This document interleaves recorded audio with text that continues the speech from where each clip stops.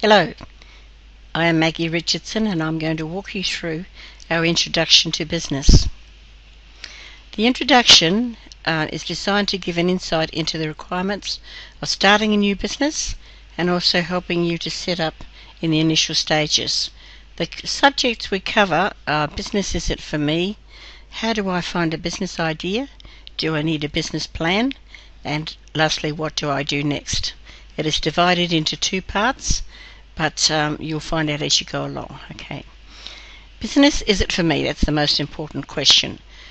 Most people will think, there's business, I could go into business, I can make lots of money.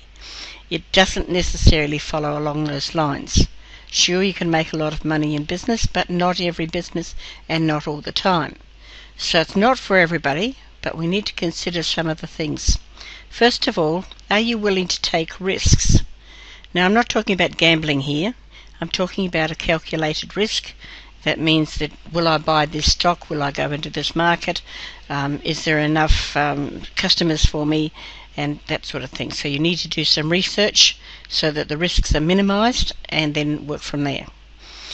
Am I prepared to work hard even when the pay is low?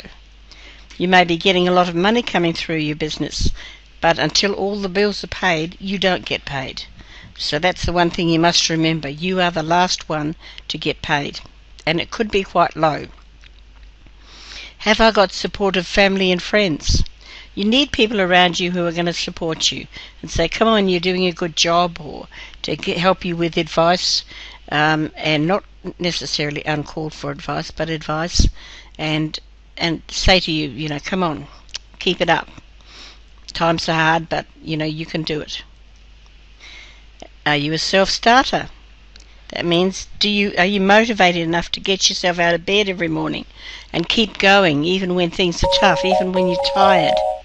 Can you keep going? Can I identify problems and find solutions? You need to be able to identify the fact that there is a problem and then start finding solutions. Have I got skills I can sell? Now, you may not have all the skills, but you need to have some key skills. For instance, we have one gentleman who set up a security business. He didn't have a security license, but he did have security people that could work for him, and he did have management skills. So he could set up a successful business. Am I willing to seek and take advice? No one runs a business on their own. Everyone needs other people around them. And you need to be able to ask questions like, am I doing the right thing? Which way should I proceed? You'll be asking questions from accountants, from solicitors, maybe from IT guys. And you need to be able to take their advice. Could I work with a mentor? Now, a mentor is someone who's walked the path before, someone who succeeded, perhaps in your field, perhaps not, but they can guide you in your business.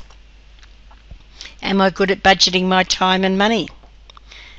That's good. If you can budget your time, you have the same amount of hours as everyone else, but what we want to do is try and manage that time so that we get the best value out of it. And the same goes with the money.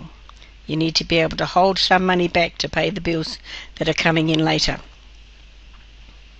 Do I pay my current bills on time? It's important to have an attitude of, I will pay my bills, because otherwise somebody bigger than you will put you out of business. So get this idea of, I do pay my bills.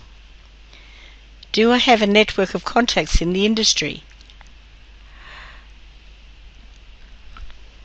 Well, do you? Okay. I'll give you an example of that. When I came to Sydney, I was looking at a business where I would be making clothes for larger ladies. And that's partly because I am a larger lady and I was having trouble finding clothes that fitted me and flattered me at the same time.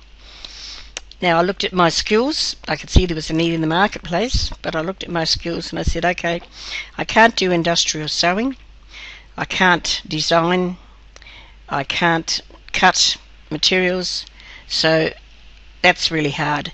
And I haven't got a network of contacts in the industry where I could say, okay, I'll team up with this person and that person in order to make a good business.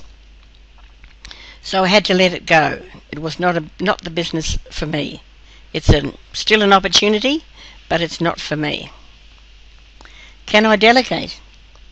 It's really important to be able to pass some jobs on to other people and then let them do it. Don't look over their shoulder every 5 minutes. Okay, so let's have a look. Can I find a business idea? Right now you'll be thinking, well, maybe I'm going to have an idea, a business sometime in the future. Or you might actually have a good idea and be ready to say, stand aside, I'm ready to go, get out of my way. But we need to look first of all at where the ideas come from, or some of the ideas come from. So ideas are opportunities for making a business, a gap in the marketplace. You can get one every time there's a new law comes in, particularly a large law. There will be opportunities. And I'll give you an instance. When we had the new GST came in, there was lots of opportunities for bookkeepers, for accountants, for business coaches, anyone who could keep a small business going and into compliance with the new law. When the work cover laws changed, there was opportunities for people to become consultants with work cover type issues. Now we're moving into stages where we're getting specialists in wages and holidays and employment. So all the employment laws are getting so complex that we need to have specialists. Every time there's a new technology, there's a opportunity. Even if you look around and say, okay, look at Facebook, it's not new, but there are people out there who will show you, how to make it work for your business.